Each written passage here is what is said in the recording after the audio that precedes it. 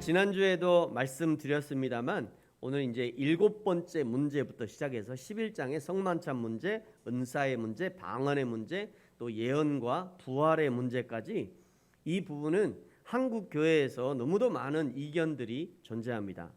단순하게 이견뿐이면 좋은데요. 이거를 어떻게 해석하고 또 어떻게 적용하느냐에 따라서 그 결과가 전혀 다른 신앙의 행태로 나타나기 때문에 우리는 어떻게 해석하고 어떻게 적용할지 정말 심각하게 고민해야 합니다. 여러분, 제가 다시 한번 여러분께 부탁드립니다. 베레아의 성도들처럼 설교를 들을 때 여러분 주의해서 들으십시오. 집중해서 들으셔야 합니다. 간절한 마음으로 하나님의 말씀을 받으십시오. 오늘 이 자리에서 아멘 믿습니다 이렇게 끝내지 마시고요. 들은 말씀을 스마트폰이나 요즘에 컴퓨터나 교회 홈페이지나 우리 교회 그 유튜브 채널에 가시면 올라와 있으니까요. 반복해서 들어보시고 깊이 한번 묵상해 보십시오. 뿐만 아니라 다른 교회 목사님들, 다른 목사님들은 이 부분을 어떻게 설교하는지 한번 비교해 보셔도 좋을 것 같아요. 이제 12장은요. 이제부터 시작하는 이 12장은 교회 내에 다양한 은사들이 있고 서로 다른 은사들이 나타나는데 어떤 은사가 진짜냐 또는 어떤 은사가 가장 좋은 은사냐 이거에 대한 고린도 교회 성도들의 그런 질문이 있었고 그것에 대한 바울의 대답으로 이루어져 있습니다. 먼저 12장 1절에 보면요 이렇게 말씀하죠. 형제들아 신령한 것에 대하여 나는 너희가 알지 못하기를 원하지 아니하노니. 되게 어렵게 써져 있어요. 알지 못하기를 원하지 아니한다. 이게 무슨 말이에요? 알지 못하기를 원하지 아니한다. 왜 이렇게 성경 어렵게 번역하나 몰라요. 이게 무슨 얘기냐면 나는 네가 꼭 알았으면 좋겠다 이런 얘기죠. 네가 반드시 이것은 알아야 될 내용이다 이런 의미예요. 바로 이에 형제들아 신령한 것에 대해서 꼭 알기를 원한다는 거예요. 여기 신령한 것이 뭐냐면요. 헬라어로 푸뉴마티코스. 푸뉴마는 어디서 많이 들어봤죠? 푸뉴마는 성령 이런 건데 푸뉴마티코스라는 의미예요. 신령한 것. 푸뉴마티코스. 이거는요 영적인 또는 성령의 이런 의미를 갖고 있어요. 그런데 이 푸뉴마티코스 바로 앞에 원어에는요 호라고 하는 이 전치사가 붙어 있어요. 호. 이게 무슨냐면 이런 의미예요. 그러니까 원래는 형제들아 그 신령한 것에 대하여 그 신령한 것을 너희들이 잘 알았으면 좋겠다 이런 의미로 번역되어 있습니다. 그러니까 이 말은 무슨 의미냐면 지금 고린도 교회가 성령의 은사에 대해서 잘못 오해하고 있는 부분이 있다는 것을 염두에 두고 바울이 지금 너희들이 그것을 잘 알았으면 좋겠다. 너희들이 좀 제대로 알았으면 좋겠다. 지금 이렇게 이야기하고 있다는 거예요. 그러면서 오늘 2절에 보면요. 너희 고린도 성도들이 이전에 어떤 상태였는지를 알려줍니다. 2절에 너희도 알거니와 너희가 이방인으로 있을 때 말 못하는 우상에게 끄는데 그대로 끌려갔다.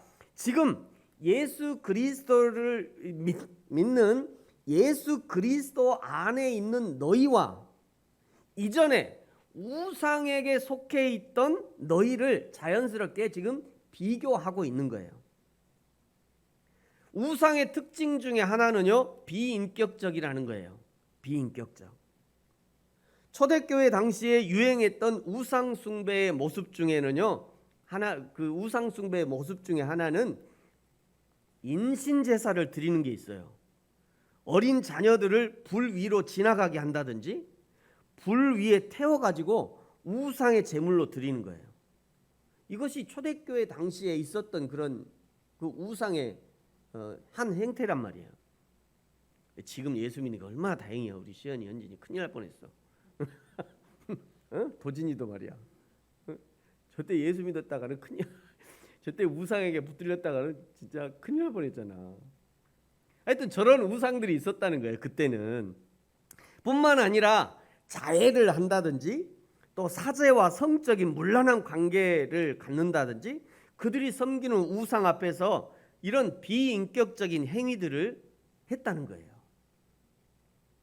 열왕기상 18장에 보면요, 엘리야가 갈멜산 꼭대기에서 바알의 선지자 450명과 대결할 때 엘리야는요 나무에 물을 부어놔요. 아니 지금 불 태워야 되는데 나무에 불을 부어. 또랑에 물이 넘치도록 불을 부으라고 그래요.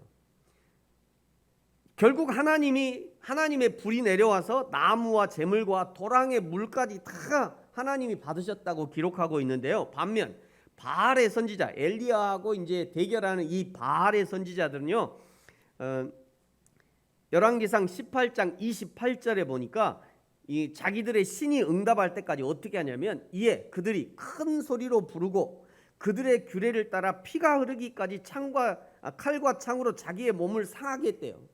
자기 몸을 상하게 응답하라고 내 신이 피가 흐르도록 자기 몸을 막 상하게. 여러분 지금도 이런 거 많이 있습니다. 이방 신 어디야 중동에 이런 데 가면 있잖아요. 중동에 그 사람들은 막 자기 몸을 막 채찍으로 이렇게 때리고요. 그래서 피가 흐르도록 이렇게.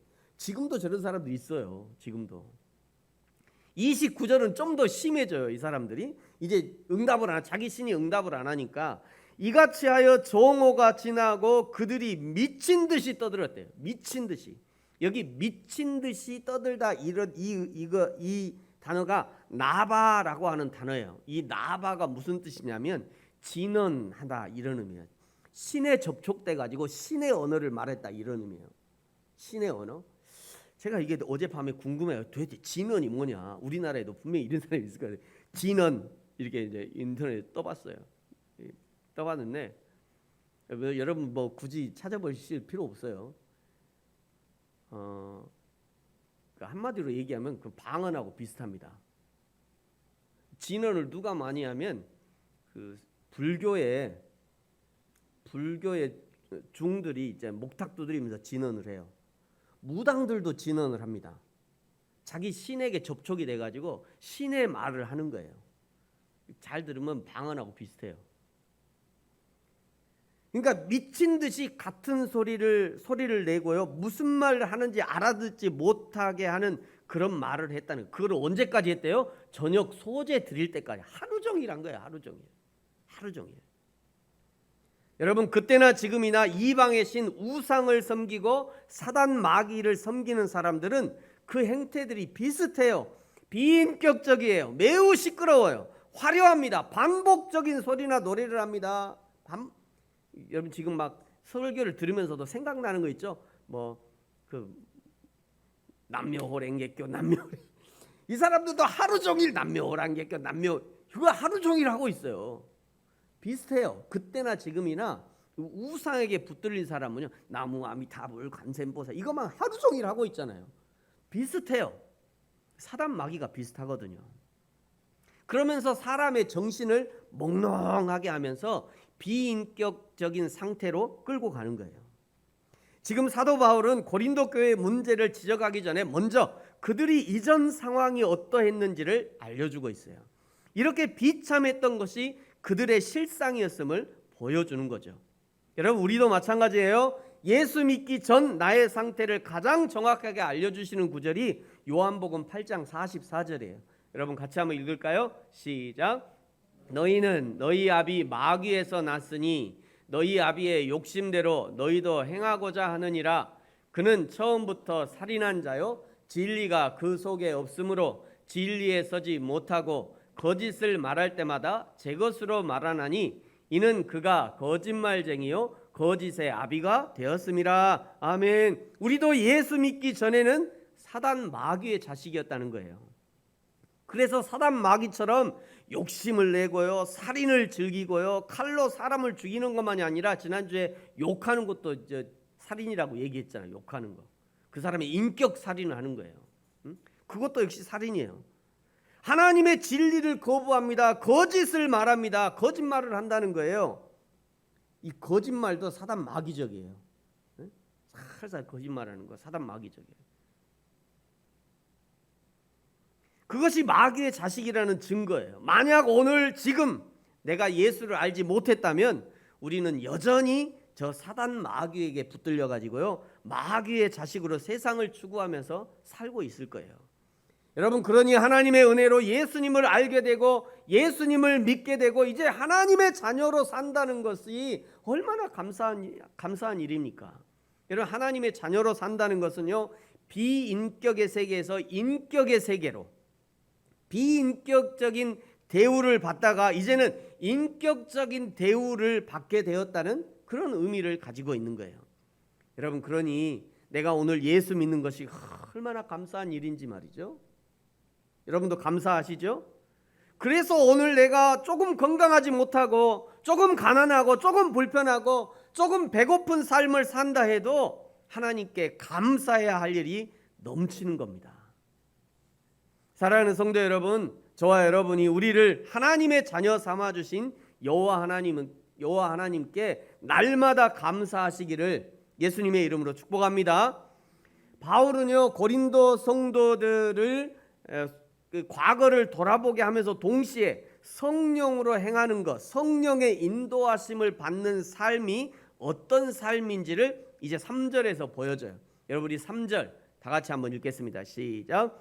그러므로 내가 너희에게 알리노니 하나님의 영으로 말하는 자는 누구든지 예수를 저주할 자라 하지 아니하고 또 성령으로 아니하고는 누구든지 예수를 주시라 할 수 없느니라. 아멘. 2절에서는요, 이전에 예수 믿는 사람, 지금 예수 믿는 사람과 이전에 너희가 예수 믿기 전에 이방인들을, 그러니까 지금 그리스도인과 이전에 이방인들, 우상 숭배했던 그 사람들을 이렇게 비교해서 2절에서는, 그런데 3절에서는요, 유대교적 배경을 가지고 예수를 저주받을 자로 인식하는 그런 부류들과 기독교적인 그리스도관을 가지고 예수를 주로 고백하는 자들을 비교하고 있는 겁니다.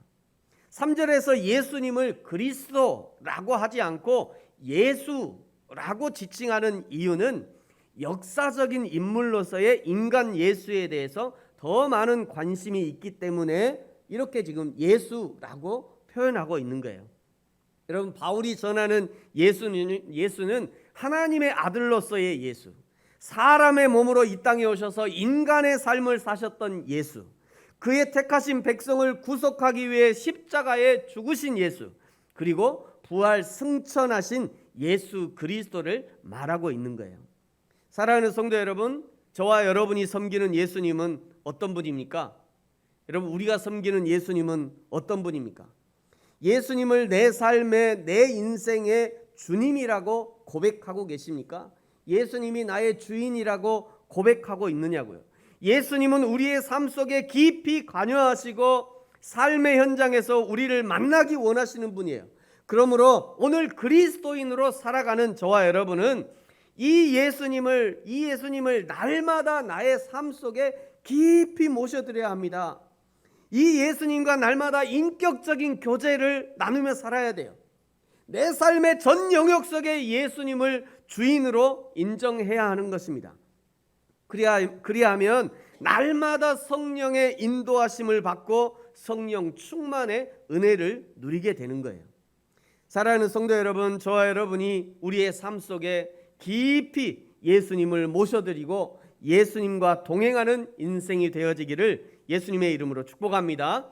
그 다음에 이제 4절부터 11절까지는요, 다양한 은사들에 대해서 말씀해요. 먼저 중요한 것은 이 은사를 주시고 은사를 행하게 하시고 은사를 통해 열매를 주시는 분이 누구인가에 대한 인식이 매우 중요합니다. 여러분, 4절, 5절, 6절 같이 한번 읽겠습니다. 시작. 은사는 여러 가지나 성령은 같고 직분은 여러 가지나 주는 같으며 또 사역은 여러 가지나 모든 것을 모든 사람 가운데서 이루시는 하나님은 같으니. 아멘. 이 모든 성령의 은사와 직분과 사역이 한 성령, 한 주님, 한 하나님에게서 나타나는 것임을 강조하고 있는 겁니다. 은사라는 것이 결국은 삼위일체 하나님이 행하시는 것이라는 것을 지금 알려주고 있는 거죠. 직분도 마찬가지예요. 직분도 삼위 하나님의 행하심이라는 것을 알려주고 있는 겁니다. 사역도 마찬가지예요. 사역도 삼위 하나님의 역사하심으로 가능한 것이라고 말하고 있는 겁니다.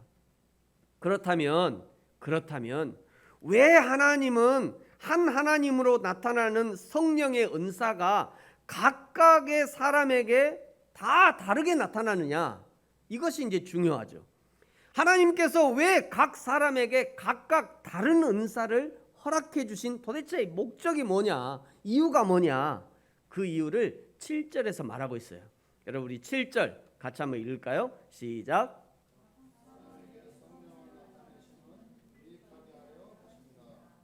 네, 읽기 전에 끄고 오려고 그랬더니 다시 한번 7절 시작.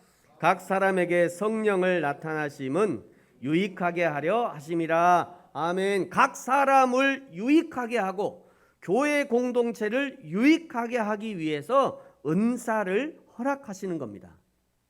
하나님께서 이 세상의 모든 사람을 다 다른 모양과 다른 성격과 다른 성향으로 창조하셨잖아요. 그래서 서로 다른 사람이 한 몸을 이루는 것이 얼마나 어려운 일인지 잘 알고 계셔요. 부부가 두 사람이 만나도 둘이 한 몸 되기가 얼마나 어려운지. 내 몸에 낳은 새끼들도, 죄송합니다 새끼라고 해서, 내 몸에 낳은 이 애들도 둘이 달라요. 뭐 희한하죠. 같은 엄마 같은 아빠한테서 낳는데도 어쩌면 둘이 이렇게 다른지, 성향이 말이죠. 그러니 전 세계 70억의 인구가 있는데 그 70억의 인구가 하나 되는 것이 결코 쉬운 일이 아니에요.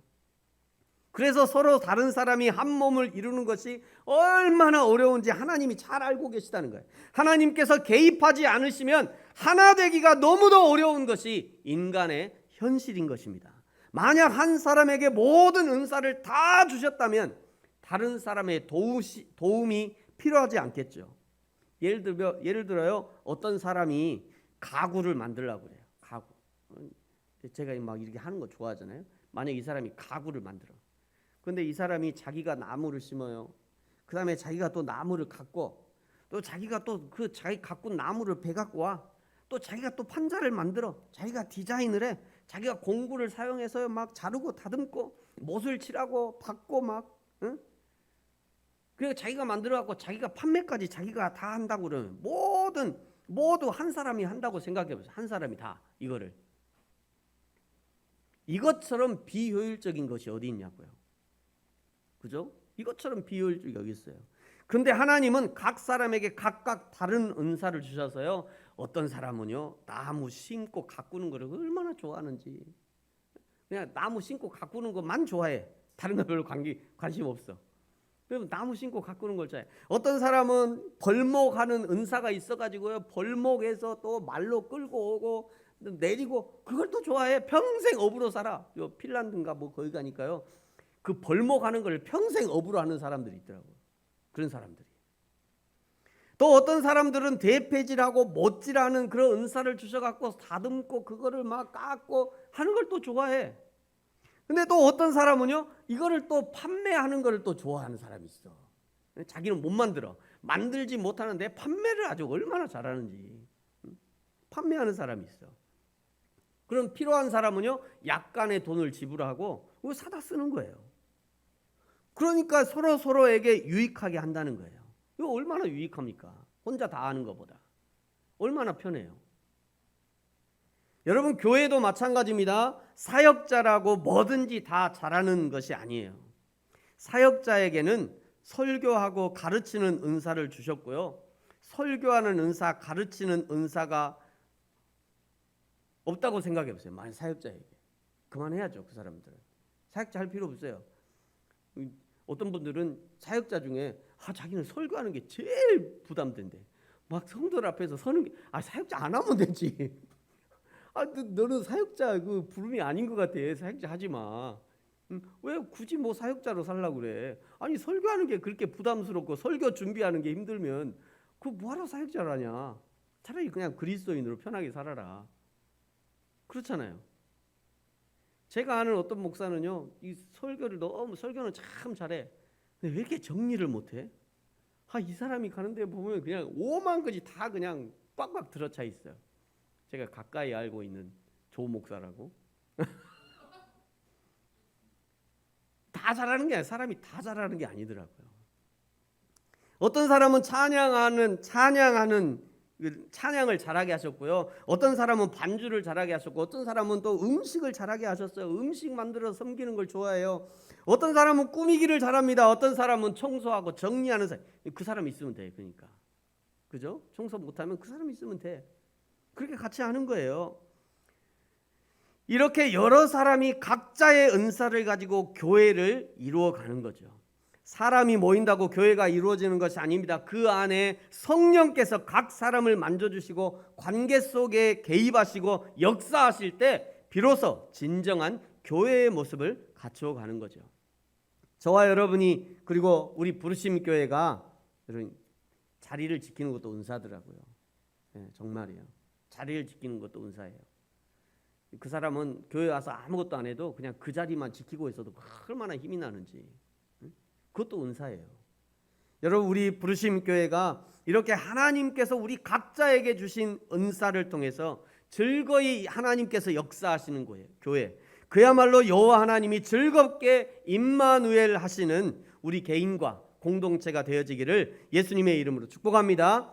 이렇게 교회의 하나됨을 위해서 교회를 이루는 성도 한 사람 한 사람을 유익하게 하고 교회 공동체를 유익하게 하기 위해서 주시는 하나님의 은사가 어떤 것이 있냐? 8절부터 10절까지요. 하나님이 주시는 은사를 9가지를 말씀해요. 9가지만 말씀합니다. 더 있어요. 은사는 더 있어. 그런데 오늘 바울은 대표적으로 9가지 은사를 얘기해요. 8절, 9절, 10절 여러분 같이 한번 읽겠습니다. 시작. 어떤 사람에게는 성령으로 말미암아 지혜의 말씀을, 어떤 사람에게는 같은 성령을 따라 지식의 말씀을, 다른 사람에게는 같은 성령으로 믿음을, 어떤 사람에게는 한 성령으로 병 고치는 은사를, 어떤 사람에게는 능력 행함을, 어떤 사람에게는 예언함을, 어떤 사람에게는 영들 분별함을, 다른 사람에게는 각종 방언 말함을, 어떤 사람에게는 방언들 통역함을 주시나니. 아멘. 여기서도 여전히 한 성령께서 다양한 은사를 주셨음을 강조하고 있는 거죠. 어떤 사람에게 지혜로운 말의 은사와 또는 지식의 은사를 성령께서 주신 겁니다. 또 다른 사람에게는 같은 성령으로 믿음을 주셨어요. 한 성령으로 병 고치는 은사를 주셨습니다. 능력 행함을 다 한 성령으로 능력 행함을 주시고, 예언함을 주시고, 영들 분별함을 주시고, 각종 방언 말함을 주시고, 방언 통역함을 주시고, 이 모든 은사들을 한 하나님, 한 주님, 한 성령께서 주셨음을 강조하고 있는 거예요.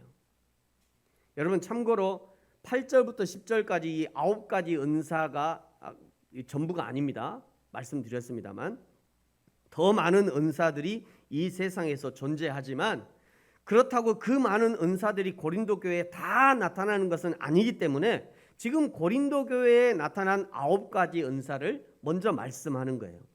14장에서도 자세하게 다루겠습니다만 다양한 은사를 말하는 중에 우리 대한민국 성도들은 다른 것은 눈에 잘 안 들어와. 이 많은 은사 중에 뭐가 팍 눈에 들어와요? 신집사님 뭐가 눈에 팍 들어오세요 지금? 대한민국 성도들은요, 다른 것 눈에 안 들어와. 오직 방언과 방언 통역, 이것만 눈에 팍 들어와요. 신기하죠? 하나님이 분명히 다른 은사들을 많이 주셨다고 얘기하잖아요. 그런데도 우리 한국 성도들은요, 방언과 방언 통역, 이것만 눈에 확 들어와요. 왜 그러냐면 한국 교회에서 많은 교회 목회자들이 방언의 은사, 통역의 은사가 여러 은사 중에 가장 중요하다고 가르치고 배웠기 때문입니다. 예를 들면요, 가수 박진영이 방언을 가르칩니다. 박진영도 JYP 박진영이 방언의 의미가 뭔지 가르친다니까요. 여러분, 박진영의 아내의 삼촌이 구원파의 교주 세월호 사건을 일으킨 유병언이에요. 그러면 여기 서울 침례교회 있는 거 보니까 거기랑 관계 있다는 거잖아요. 꼭 이런 걸 얘기하면 꼭 야, 박진영이도 가르치는데 이거 사실 아니야? 진짜 아니야? 박진영이도 가르치니까 진짜 아니냐고요. 이렇게 얘기하는 사람도 있어요. 유명한 사람이 가르치면 다 진짜예요? 또 이미 소천하신 조용기 목사님도 방언을 얘기했어요. 또 조용기 목사님이 하면 다 진짜 아니냐고. 순복음교회에서 하면 다 진짜 아니냐고. 이렇게 말하는 사람도 있어요. 인터넷 찾아보니까요. 찾아보지 마세요, 여러분은. 인터넷 제가 찾아보니까 30분 기도하는 방언을 가르치는 사람이 있더라고요. 네? 1시간으로 방언 기도하는 것을 가르치는 사람이 있어요. 4시간 방언 기도하는 것을 가르치는 사람이 있어. 세상에나. 여러분, 여기 10절에 각종 방언이라고 하는 이 단어는 한국교회에서 흔히 보는 룰룰랄랄랄라 아라바 칸나사바 사바사바 이런 거 얘기하는 거 아니에요. 제발 오해하지 마세요. 그런 거 얘기하는 거 아닙니다. 여기 이 방언이라는 거는 헬라어로 글로사라는 단어예요. 글로사. 이 글로사가 무슨 단어냐면 혀, 언어, 말 이런 의미예요. 영어로는 텅, 혀라는 텅, 랭귀지, 언어 이런 의미예요. 그러니까 이 방언이라는 것은 고린도 교회의 이 방언이라는 것은 당시에 고린도가 여기거든요. 고린도가 여기예요. 이 고린도 지역은 당시 무역의 중심이었어요. 스페인에서도 무역하러 오고요. 예? 프랑스에서도 무역을 하러 짐 싸들고 와요. 저기 고린도 와야 이제 무역을 할 거니까.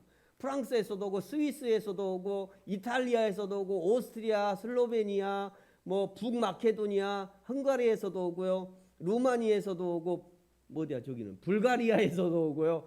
터키에서도 오고 터키에서도 배 타고 건너오고 또 북아프리카에서도 오고 이집트에서도 오고 튀니지에서도 오고 세계 여러 나라 여러 지역의 사람들이 다 모여가지고 고린도 교회로 모이는 겁니다. 바울이 유명하잖아요. 당시 세계에서 바울이 유명한 설교자니까 바울이 전한 거 들어보자고 온 거예요. 때로는 전도도 했겠죠, 당연히. 그래서 이제 다들 모이는 거예요. 그러니 그 교회 안에 다양한 지방의 언어가 방언이잖아요. 지방 언어, 방언. 네? 지방의 언어가 우리는 전라도 방언 한 단계요. 우리는 전라도 방언 한 단계요. 이게 전라도 방언인 게요. 네? 경상도 방언 따로 있잖아요. 다 우리나라도 있잖아요, 방언들이. 그러니까 이 고린도 교회는 이런 각 지방의 방언하는 사람들이 많이 모인 거예요. 그러니까 다양한 방언들이 있었던 거고 이 사람들이 고린도 교회에 오면 당연히 자기 지방의 언어를 말할 것이고 방언을 얘기하는 거죠. 고린도 교회 안에는 다양한 지방의 방언들을 말할 수 있는 사람들이 있었던 것이고 바울이 히브리어나 헬라어로 설교를 하면 보통 바울이 5개국어 이상을 했다고 그래요. 전설에 의하면 5개국어. 그런데 여기 지금 한 10여 개 국가에서 온 사람들이 있으니까 그거를 다 헬라어로 했다가 히브리어로 했다가 다 이럴 수는 없잖아요. 그러니까 바울은 히브리어로 설교를 하면 그 옆에 있는 사람끼리 그 지방의 언어를 아는 사람들이 통역해 주는 거예요. 그것이 통역이에요.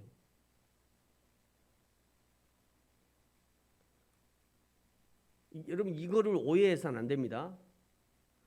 저도요 이제 열심히 있는 사람이라 이전에 통역하는 사람 봤어요. 내 옆에서 통역도 하고 막 나한테 막 방언 터지게 하려고 믿습니다 이런 사람 많았어요. 저도 얼마나 열심히 있는 사람입니까? 응? 통역하는 사람도 봤다니까요. 근데 그 통역은 고린도전서에서 얘기하는 통역은 그런 통역이 아니라 지금 저런 통역이에요. 각 지방의 언어를 서로 통역해 주라. 우리도 제주도 방언하면 모르잖아요. 며칠 전에 무슨 블루스인가 그런 그 드라마 하던데 드라마에서 막 제주도 방언을 막 하는데 모르겠더라고 무슨 말인지. 그러니까 그 밑에 자막이 쫙 나오잖아요. 그게 통역이라고요. 그게. 그래서 하나님이 방언도 주시고 방언 통역도 주시는 거예요. 사도행전 2장에서 통역은 없었지만 15개국 이상의 사람들이 다 자기 말로 복음을 들은 것이고 고린도 교회에서는 사도행전 2장의 방언이 아니기 때문에 각각 통역이 필요했던 거예요. 여러분, 왜 각각 다른 은사를 하나님께서 이 공동체에 허락해 주셨는가? 이 모든 은사들을 통해 각각 다르게 만드신 사람들, 각각의 성품과 인성이 다른 사람들이 이룬 교회 공동체를 하나 되게 하기 위해서, 유익하게 하기 위해서 각각의 은사를 허락해 주시는 거예요. 유익하게 하기 위해서. 생각해 보세요. 고린도교에서 바울이 설교하는데, 바울이 히브리어나 헬라어로 설교하는데 아무도 통역을 안 해줘 봐요. 지금 바울이 지금 뭔 소리를 하고 있는데 아무도 못 알아들을 거 아니에요. 그죠? 바울이 뭐예요 저것이 뭔 소리야 하고 가만히 잠이나 자고 있을 거 아니에요. 그래서 잠자지 말라고 그 언어를 아는 사람들 옆에 다들 1대1로 붙어갖고 다들 통역을 해준 거예요. 자기 언어, 자기 나라의 말로. 그래야 유익할 거 아니에요. 그래야. 그것을 위해서, 그 유익을 위해서 하나님이 은사를 허락해 준 겁니다. 이제 11절은요, 이 각각의 은사의 출처를 다시 한번 명확하게 설명하고 있어요. 11절 같이 한번 읽겠습니다. 시작. 이 모든 일은 같은 한 성령이 행하사 그의 뜻대로 각 사람에게 나누어 주시는 것이니라. 아멘. 은사는 내가 특별해서, 내가 하나님께 더 때를 써서 4시간 방언을 해서 기도하고 그냥 눈물 콧물로 기도해서 얻어내는 것이 아니에요.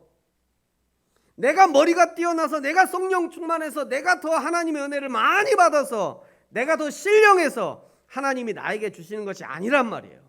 전적으로 하나님이 하나님의 뜻에 따라, 하나님의 그의 뜻대로, 하나님의 뜻에 따라 하나님의 계획하신가 목적에 맞게 하나님의 주권으로 선물을 내려주시는 거예요. 하나님께서 교회 공동체를, 이 사회라고 하는 공동체, 이 나라의 공동체, 이 지구 공동체, 인간 공동체를 어떤 공동체로 만들어 가야겠다는 하나님의 계획서에 따라 필요한 은사를 내려주시는 겁니다. 그러므로 은사를 받았다고 나에게 이런 은사가 있다고 자랑할 것이 하나도 없는 거예요. 다른 사람보다 뛰어난 믿음의 은사가 있다고 자랑할 것이 없습니다. 병 고치는 은사가 있다고, 지금으로 말하면 의사잖아요. 병 고치는 은사.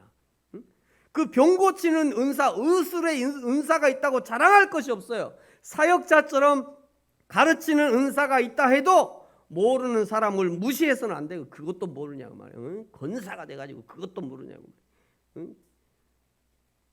그런 얘기 하면 안 된다는 거예요. 은사에 따른 거니까. 사역자처럼 가르치는 은사가 있다, 자기에게 있다 해도 모르는 사람 무시해서는 안 되고요. 다른 지역의 방언, 외국어죠. 외국어를 말하고 알아듣고 그 말을 통역하는 은사가 있다고 자랑할 것이 없는 거예요. 왜 그렇습니까? 그 모든 은사를 내가 잘나서 내가 노력해서 받은 것이 아니라 하나님이 선물로 주셨으니까 선물 주신 하나님만 자랑해야 하는 거죠. 이것이 가장 합당한 자랑이 되는 겁니다. 사랑하는 성도 여러분, 저와 여러분에게는 하나님께서 어떤 은사를 주셨습니까? 어떤 은사를 주셨어요? 우리 각자에게 다 다른 은사를 주셨음이 분명합니다. 은사를 주셨음에도 불구하고 방언이 최고야, 예언이 최고야, 통역이 최고야, 다른 건 난 필요 없고, 하나님 나는 통역 주세요, 방언 주세요. 다른 거 줬잖아. 다른 거 줬잖아 내가. 그런데 하나님 나 이거 필요 없고요, 방언 주세요, 통역 주세요. 이러면 하나님이 진짜 서운하셔. 내가 너한테 필요해서 줬다. 응? 내가 너에게 필요한 거 그 은사 다 줬는데 그거 말고 다른 거 주라면 어떻게 하자는 거냐 도대체. 은사를 주셨음에도 불구하고 방언과 예언이 최고라고 생각하면서 자기의 은사를 하찮게 생각해서 감춘다든지 그거를 사용하지 않는다면 은사를 주신 하나님이 슬퍼하실 거예요. 사랑하는 성도 여러분, 저와 여러분에게 주신 다양한 은사를 통해서 하나님의 교회를 세워가고 성도들을 섬기고 그리하여 하나님 사랑, 이웃 사랑을 실천하는 저와 여러분이 되어지기를 예수님의 이름으로 축복합니다. 기도하겠습니다.